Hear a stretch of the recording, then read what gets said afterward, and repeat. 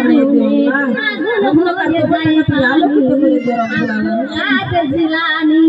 জিলানি তে জন্ম তোমার তরিকা হাইরি কাদরিয়া আবু সালেহ মুসা জঙ্গি হয় নাকি তোমার পিতা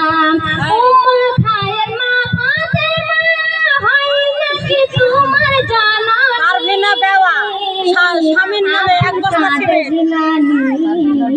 তোমারি পারভিনা আপা বেওয়া স্বামীর জন্য এক বস্তা সিমেন্ট দিয়েছে আল্লাহ তুমি কবুল করো আল্লাহ তাকে তুমি আল্লাহ জান্নাতের একটা ফিরদৌস দান করে দিও আল্লাহ জান্নাতের একটা টুকরা বানিয়ে দিও কবরটাকে আল্লাহ জীবনের কোনো সব মাফ করে দিও আল্লাহ